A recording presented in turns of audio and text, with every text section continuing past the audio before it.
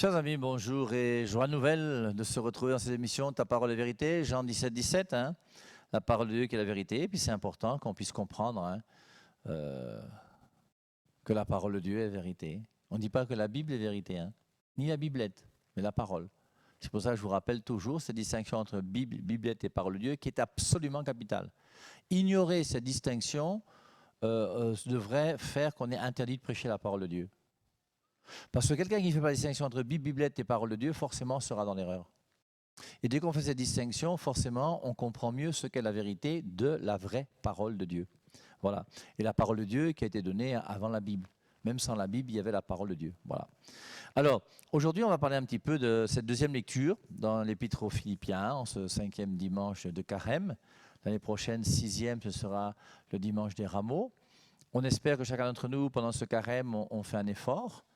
Moi, je crois que c'est un des peut-être des plus beaux carèmes que j'ai vécu jusqu'à aujourd'hui. Il faut dire aussi que pendant des années et des années, je vivais le carême en étant de paroisse en paroisse. Je faisais, je vous rappelle, 40 semaines d'évangélisation par an, tu étais toujours en train de bouger. Et donc c'est difficile quand tu changes de lieu, chaque semaine tu es dans un lieu différent, de pouvoir t'organiser un peu pour essayer de vivre un carême un peu plus sérieux. Et donc depuis quelques années quand même, je suis un peu plus sédentaire. Et quelque part, ça permet de pouvoir mieux se concentrer par rapport à ce que nous voulons vivre par rapport à Dieu. Et c'est vrai qu'avec mes 63 ans, je pense que chaque jour, je pense à ma mort. Et ça ne me dérange pas. Et je suis très heureux de savoir qu'un jour, je vais mourir. Et vraiment, la mort, pour moi, n'est pas quelque chose de dramatique. Et je vous le dis en toute sincérité, en toute simplicité. Je vous rappelle Saint Paul qui disait, Philippiens 23, « Je suis pressé de deux côtés. J'ai le désir de m'en aller pour être avec Christ, ce qui est de beaucoup le meilleur. Mais à cause de vous, il faut que je reste là. Et ce qui est de beaucoup le meilleur, c'est de rester pour être avec Christ. » J'en profite pour dire à ceux qui pensent que les morts sont morts que ce verset vous contredit. Parce que les morts ne sont pas morts. Et Saint Paul reconnaît que je suis pressé des deux côtés, j'ai le désir de m'en aller pour être avec Christ, ce qui est de beaucoup le meilleur. Et mourir pour être avec Christ, pas pour être dans un congélateur où il va attendre la fin des temps ou je ne sais pas quoi, tout ce que vous imaginez, qui n'a ni queue ni tête. Les morts sont vivants. Et donc aujourd'hui, dans cet épître aux Philippiens, frères, tous les avantages que j'avais autrefois, je les considère comme une perte à cause de ce bien qui dépasse tout. La connaissance du Christ Jésus, mon Seigneur. Moi, j'étais en faculté de médecine. Mon père avait une entreprise où il payait jusqu'à 1000 salaires. On avait 4 voitures à la maison.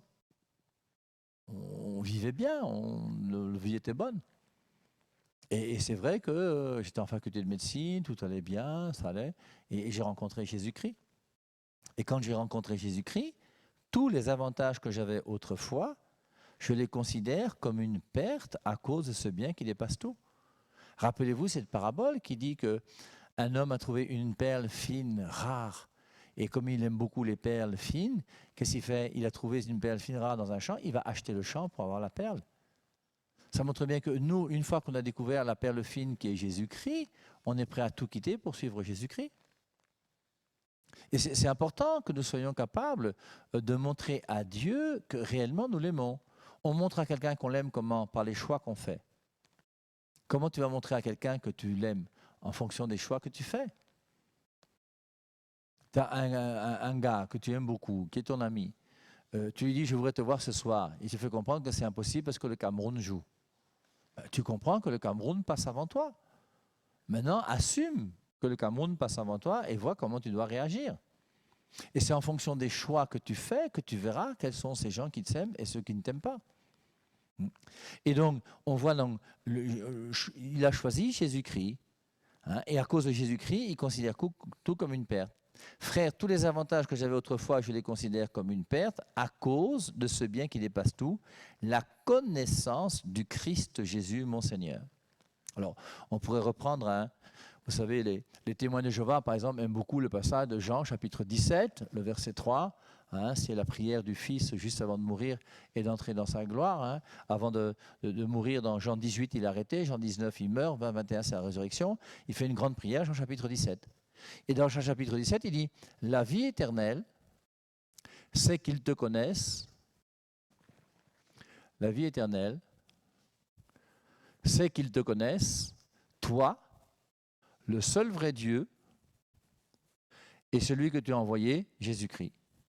Alors, les témoins de Jéhovah profitent de ce verset pour dire que donc, la vie éternelle, c'est qu'ils te connaissent, toi, le seul vrai Dieu, en montrant ainsi qu'il y a un seul vrai Dieu, mais il y a aussi et Jésus-Christ qui a été envoyé. La vie éternelle, c'est qu'ils te connaissent, toi, le seul vrai Dieu, et Jésus-Christ. Eh bien, toi, le seul vrai Dieu, c'est le Père, le Fils et l'Esprit Saint. Et ce seul vrai Dieu, forcément, on le connaît par qui? Par Jésus-Christ qui a été envoyé. Et c'est pour ça que Jésus-Christ, ça ne veut pas dire qu'il y a un seul vrai Dieu, Jéhovah, et que le Fils n'est pas Dieu, non. Il y a le Père, le Fils et l'Esprit Saint. Voilà, ça c'est Matthieu 28, 19. Allez de toutes les nations, faites des disciples, baptisez-les au nom du Père et du Fils et du Saint-Esprit. Et donc voici la Trinité, voici la vie éternelle, c'est que toi, le seul vrai Dieu. Parce que la vie éternelle, c'est quoi? La vie éternelle, c'est la vie éternelle. Alors je me répète bien sûr, mais la vie éternelle se trouve où? Elle ne se trouve pas sur la terre. Il n'y a pas de vie éternelle sur la terre. Éternel, ça veut dire sans commencement ni fin. Or, la seule vie éternelle ne peut être que la vie de celui qui est sans commencement ni fin. Celui qui est sans commencement ni fin, c'est Dieu. Et c'est pour ça que la vie éternelle se trouve où? En Dieu. C'est pour ça que la vie éternelle, c'est qu'ils te connaissent, toi, le seul vrai Dieu. Et c'est en connaissant le seul vrai Dieu, le Père, le Fils et l'Esprit Saint, que tu vas savoir ce que c'est que la vie éternelle. Parce que la vie qui existe en Dieu, c'est la vie éternelle, sans commencement ni fin. Et cette vie éternelle nous est révélée comment? Grâce au Fils que j'ai envoyé. Donc c'est pour ça que la vie éternelle pour nous, c'est quoi? C'est cette vie que Dieu nous donne, qui est sa propre vie à lui. Je vous rappelle, c'est Jean chapitre 15, je crois verset 12 ou 13. Il n'y a pas de plus grand amour que de donner sa vie pour ceux qu'on aime. Alors, on attribue ça à Jésus-Christ qui meurt sur la croix pour nous sauver. Mais il n'y a pas de plus grand amour que de donner sa vie pour ceux qu'on aime. Il faut attribuer ça à Dieu lui-même qui a décidé de donner cette vie éternelle à cette petite créature que nous sommes. L'homme qui a été créé par Dieu et qui apparaît dans le jardin d'Éden et qui n'est qu'une créature ne peut pas avoir la vie éternelle. La vie de l'homme n'est pas une vie éternelle. La vie éternelle, c'est la vie de Dieu. Et c'est pour ça qu'il y a l'arbre de vie dans le jardin d'Éden et l'arbre de vie qui représente la vie que Dieu veut donner à l'homme. Et cette vie éternelle, Dieu veut la donner à l'homme qui n'a pas la vie éternelle, qui n'a qu'une vie humaine. La vie éternelle, c'est qu'ils te connaissent, toi, le seul vrai Dieu. Et c'est en connaissant le Père, le Fils et l'Esprit Saint que je connais ce qu'est la vie éternelle. Et c'est ainsi que je comprends que Dieu a prévu pour moi un bonheur qui me dépasse infiniment. Et moi, Père et Marie qui vous parle aujourd'hui, j'ai la vie éternelle. J'insiste, je persiste et je signe. En moi, il n'y a pas deux vies, en moi, il y a une seule vie. Pardon, en moi, il n'y a pas une seule vie, il y a deux vies. Il y a deux vies, pourquoi? J'ai la vie humaine. Cette vie humaine m'a été donnée par mon père et par ma mère. Ceux qui le veulent, rappelez-vous, le 28 août, c'est mon anniversaire. Je suis né en 61. Et le 28 août 1961, accouché par ma mère, j'ai commencé à crier, à téter le sein de ma mère, et j'étais un petit bébé qui est né. Et ça, c'est la vie humaine que m'ont donné mon père et ma mère. Maintenant, cette vie humaine que m'a donnée mon père et ma mère ont la gentillesse de me donner cette vie humaine. Mais Dieu a la gentillesse de nous donner une vie infiniment plus grande que la vie humaine, qui est la vie divine. Et cette vie divine, je peux la recevoir. Et je suis même sur terre pour recevoir cette vie divine. Et cette vie divine, c'est le trésor qui sera dans mon cœur et en moi. Et c'est pour ça qu'une fois que j'ai reçu cette vie divine, une fois que je meurs, en mourant, je ne peux pas perdre cette vie divine. La vie divine n'est pas tuable. On ne peut pas tuer la vie divine. Vous allez faire comment? Je vous rappelle que la vie divine, c'est le Père, le Fils et l'Esprit Saint. Voici la Trinité. Tu peux envoyer une cartouche, une bombe, un missile, Satan 2, Satan 3, Satan 25, pour détruire la Trinité? C'est impossible. La Trinité n'est pas tuable, parce que la vie divine ne peut pas mourir. On ne peut pas tuer la vie divine. La vie divine, c'est une vie sans commencement ni fin. On peut tuer la vie humaine. On me coupe la tête, je suis mort. On prend mon corps, on me met dans un cercueil, terminé. Les hosticots s'occupent de moi et c'est fini. Mais la vie divine, et c'est pour ça qu'une fois que je vais mourir, cette vie divine sera là, et je serai jugé par Dieu. Et en fonction de cette vie divine, si je l'ai bien menée, je serai dans le bonheur qu'on appelle le paradis. Si j'ai mal mené, je serai dans le malheur qui est l'enfer. Parce que cette vie éternelle sera soit vécue dans le malheur, soit vécue dans le bonheur, en fonction de ma manière de vivre aujourd'hui sur la terre. Alors, frère, tous les avantages que j'avais autrefois, je les considère comme une perte à cause de ce bien qui dépasse tout, la connaissance du Christ Jésus, mon Seigneur. Il n'y a rien de plus important pour nous que cette connaissance de Jésus-Christ. Alors, c'est bien de connaître les mathématiques, c'est bien de connaître la physique, c'est bien de connaître la philosophie, c'est pour de connaître Aristote et Platon et Kant et Nietzsche et Hegel et je ne sais pas qui encore, mais c'est beaucoup mieux de connaître Jésus-Christ. Et c'est pour lui, Jésus-Christ, que nous sommes sur terre. À cause de lui, nous dit saint Paul, j'ai tout perdu. À cause de lui, j'ai tout perdu. Je considère tout comme des ordures afin de gagner un seul avantage, le Christ. Et en lui d'être reconnu juste, non pas de la justice venant de la loi de Moïse, mais de celle qui vient de la foi au Christ, la justice venant de Dieu qui est fondée sur la foi. À cause de lui, j'ai tout perdu. Nous-mêmes faisons... Qu'est-ce que tu as perdu pour Dieu? Moi, je vais vous dire. Je vous ai dit tout à l'heure, au début de l'émission, non? J'étais en faculté de médecine. J'ai perdu la faculté de médecine, j'ai perdu mon compte en banque, j'ai perdu la voiture que mon père m'avait donnée, j'ai perdu pas mal de choses. Et tout ça, pourquoi? Parce que j'ai découvert quelque chose de plus riche que tout ce que j'ai perdu. Et ce que j'ai perdu ne vaut rien par rapport à ce que j'ai gagné. Parce que ce que j'ai gagné, c'est Dieu et la vie éternelle et le bonheur éternel auprès de Dieu pour l'éternité. Et il n'y a rien de plus important que ça pour moi. Donc c'est pour ça que tu peux lister tout ce que tu as perdu aujourd'hui et tu peux essayer de voir qu'est-ce que tu as gagné. Et en gagnant Jésus-Christ, tu as tout gagné. À cause de lui, j'ai tout perdu. Ensuite, il continue. Il s'agit pour moi de connaître le Christ, d'éprouver la puissance de sa résurrection et de communier aux souffrances de sa passion, en devenant semblable à lui dans sa mort, avec l'espoir de parvenir à la résurrection d'entre les morts. Ma vie de chrétien, qui fait que je suis Jésus-Christ, j'ai tout perdu à cause du Christ. Il s'agit pour moi de connaître le Christ, d'éprouver la puissance de sa résurrection. Nous allons nous aussi ressusciter un jour. Notre corps glorieux sera auprès de Dieu pour l'éternité dans le bonheur qui sera le nôtre. Et il continue d'éprouver la puissance de la résurrection et de communier aux souffrances de sa passion. Communier aux souffrances de sa passion. Communier au mystère de la croix. C'est pour ça que vous voyez, aujourd'hui vous avez des gens qui, quand ils parlent de la rédemption c'est Jésus-Christ qui, en mourant sur la croix, accepte de nous sauver. C'est lui le Rédempteur. Et donc, rédemption. Et grâce à la rédemption, nous sommes sauvés. Mais il y a aussi une coopération à la rédemption, ce qu'on appelle la co-rédemption. Refuser la co-rédemption, mais c'est refuser le secret le plus important que Dieu a inventé sur la terre. Tous ceux qui refusent la co-rédemption, là, je ne sais pas comment ils peuvent refuser ça. La co-rédemption, c'est quoi? Prenons l'exemple. Jésus-Christ meurt sur la croix. Quand il meurt sur la croix, au pied de la croix, il y a une femme là, qui s'appelle Marie. À côté de lui, il y a un gars qui s'appelle Jean. Jean, lui, il va perdre la foi. La preuve, c'est qu'on va attendre la résurrection dans Jean chapitre 20, où on va nous dire « il vit et il crut », parce qu'il ne croyait plus. Par contre, la Vierge Marie unie à Jésus, elle n'a jamais perdu la foi. Et Marie est unie à Jésus-Christ qui meurt sur la croix, et étant unie à Jésus-Christ qui meurt sur la croix, elle vit le mystère de la croix unie à Jésus. Ce que nous dit saint Paul, communier à la souffrance de la croix.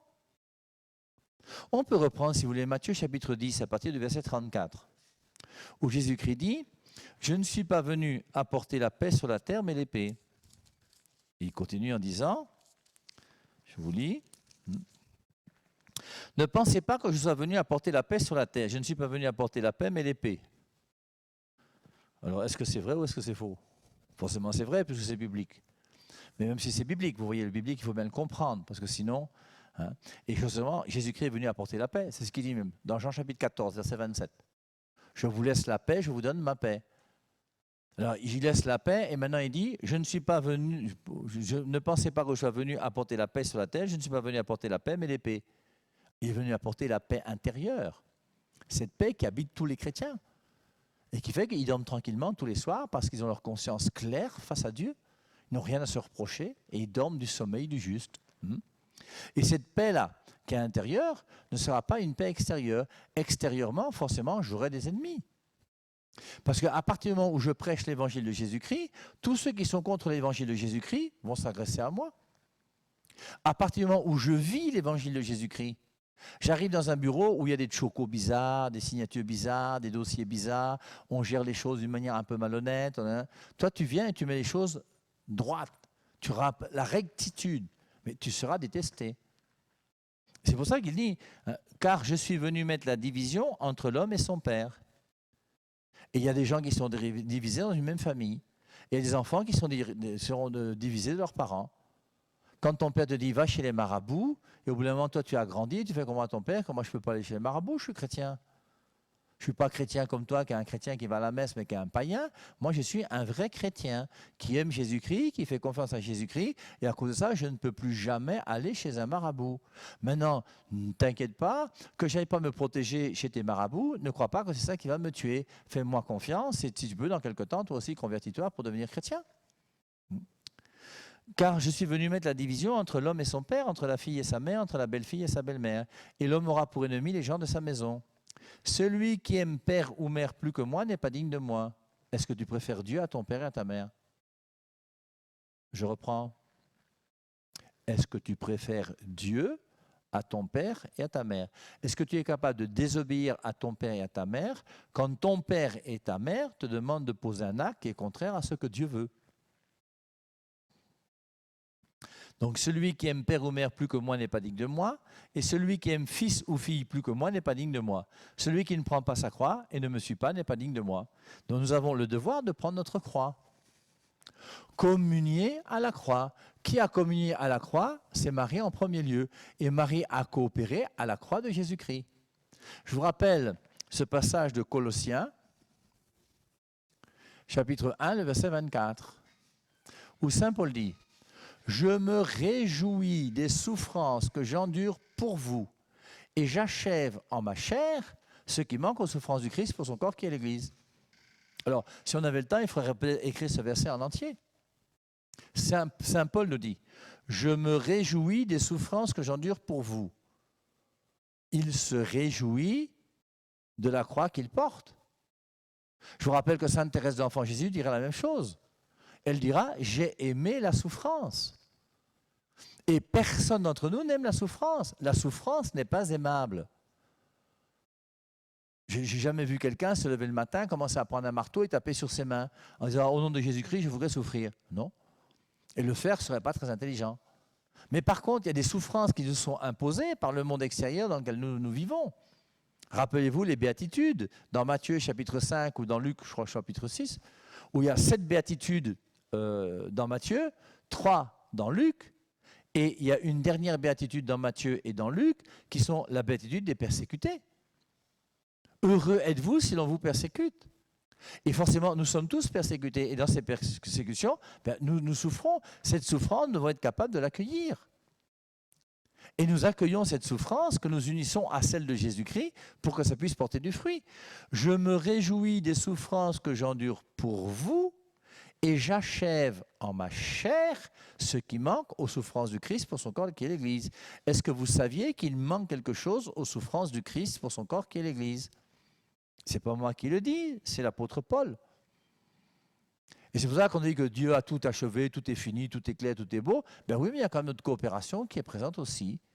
Et il faut donc que nous puissions coopérer. Je me réjouis des souffrances que j'endure pour vous, et j'achève en ma chair ce qui manque aux souffrances du Christ pour son corps qui est l'Église. Eh bien, Marie l'a vécu à la croix. Et c'est ce qu'on appelle le mystère de la co-rédemption. Le Rédempteur, c'est Jésus et c'est lui qui sauve le monde. Mais dans ce mystère de rédemption, il a voulu qu'il manque quelque chose que nous puissions apporter nous-mêmes. Prends ta croix chaque jour, viens et suis-moi. Et prendre sa croix pour suivre Jésus-Christ est une chose bonne. Donc c'est ce qu'il nous dit à travers ce texte qui est très beau. Hein. Il s'agit pour moi de connaître le Christ, d'éprouver la puissance de sa résurrection et de communier aux souffrances de sa passion en devenant semblable à lui dans sa mort, avec l'espoir de parvenir à la résurrection d'entre les morts. Certes, je n'ai pas encore obtenu cela, je n'ai pas encore atteint la perfection, mais je poursuis ma course pour tâcher de saisir, puisque j'ai moi-même été saisi par le Christ Jésus. Frère, quant à moi, je ne pense pas avoir déjà saisi cela.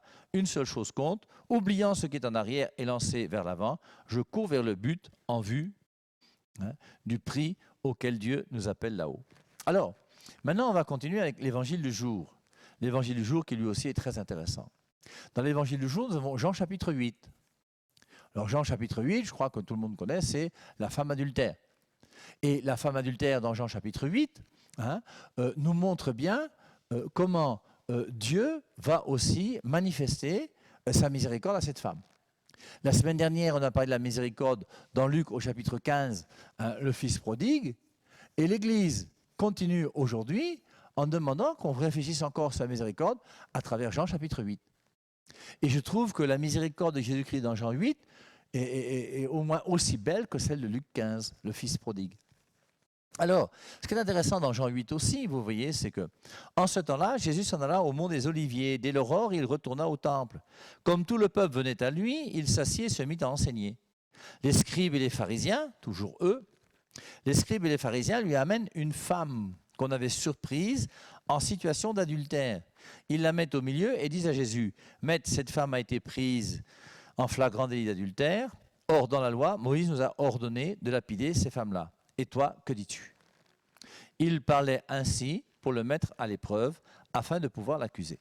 Alors, première des choses, dans le contexte dans lequel nous sommes, nous, aujourd'hui, c'est de comprendre qu'on veut accuser Jésus en faisant comment ? En opposant la doctrine de Jésus. Or, la doctrine de Jésus, c'est la parole de Dieu. Et cette parole de Dieu donnée par Jésus, on veut l'opposer à Moïse. Moïse a dit, toi, que dis-tu ? Et c'est pour le mettre à l'épreuve.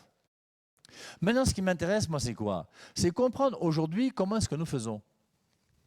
Aujourd'hui, dans le monde dans lequel nous sommes, on veut opposer la parole de Dieu qui se trouve dans l'église que Jésus a voulu.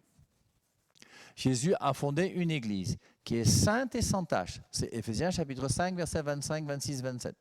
Cette église, elle est colonne et appui de la vérité. C'est 1 Timothée 3,15. Cette église, fondée par Jésus-Christ sur la personne de Pierre. Matthieu 16, 18, Pierre, tu es Pierre, sur cette pierre, je bâtirai mon église. Et il ajoute, et les portes de la mort ne pourront rien contre elle.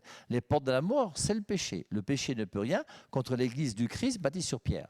Donc il y a une église qui est l'église du Christ, qui nous donne la vérité, qui est la parole de Dieu. Et aujourd'hui, qu'est-ce qu'on veut faire ? On veut opposer la Bible, exactement, même si on veut être honnête, la Biblette, puisque vous commencez à connaître ce que c'est, à l'enseignement de la parole de Dieu. Les Juifs cherchaient à opposer Moïse à Jésus. Aujourd'hui, on cherche à opposer la parole de Dieu, qui est la doctrine de l'Église catholique, à la compréhension de la Bible. Et je vous rappelle que si on veut être intelligent, il n'y a aucune opposition entre la doctrine de l'Église catholique qui nous donne la parole de Dieu et la Bible. Il n'y a que des gens qui comprennent mal la Bible et en comprenant mal la Bible veulent corriger l'Église du Christ. Et personnellement, je vous applaudis. Si je pouvais, je vous applaudirais même à les pieds, des deux mains et des deux pieds, vous qui critiquez l'Église que le Christ a fondée. Et quand vous arrivez au nom de la Bible à dire des choses qui sont contraires à ce que Jésus-Christ a laissé dans son Église, vous ne faites pas l'œuvre de Dieu, vous faites l'œuvre du diable. Et vous dites que vous avez la Bible et l'Esprit Saint, et c'est pour ça que votre Biblette plus l'Esprit Saint aujourd'hui a donné quoi ? 50 000 églises chrétiennes. Donc 50 000 doctrines différentes grâce à la Bible et l'Esprit Saint. Une chose qui est sûre, c'est que la Bible et l'Esprit Saint ne peuvent pas donner 50 000 doctrines bizarres. C'est pour ça qu'au bout d'un moment, il faut commencer à vouloir bien réfléchir quand même et comprendre que cherchons réellement la vérité. Alors, dans Jean chapitre 8, aujourd'hui pour nous, cette femme donc, qui va être prise en flagrant délit d'adultère, on va donc, Jésus-Christ va dire que celui d'entre vous qui est sans péché lui jette la première pierre. Et à ce moment-là, qu'est-ce qui se passe? Bien, on va commencer à voir les plus vieux qui vont partir. On dit que Jésus-Christ va écrire des choses sur le sol. Certaines personnes commentent en disant on met le nom du grand prêtre et à côté on met le nom de sa petite. On met le nom d'un autre ici, on monte le dernier montant d'argent qu'il a volé. Et quand les gens s'aperçoivent quand même que c'est un peu... Ils commencent à partir les plus vieux parce que les plus vieux ont plus péché que les plus jeunes. Et ensuite, Jésus-Christ se retrouve seul avec la femme. Il va lui dire, femme, où sont-ils donc? Personne ne t'a condamné? Elle répondit, personne, Seigneur. Et Jésus lui dit, moi non plus, je ne te condamne pas. Va et désormais ne pêche plus. Jésus-Christ va regarder cette femme, la femme va regarder Jésus. Moi non plus, je ne te condamne pas, parce que Jésus-Christ pouvait la condamner. Et maintenant, il lui dit, va et désormais ne pêche plus. Loué soit Jésus-Christ et à dimanche prochain. Bye bye.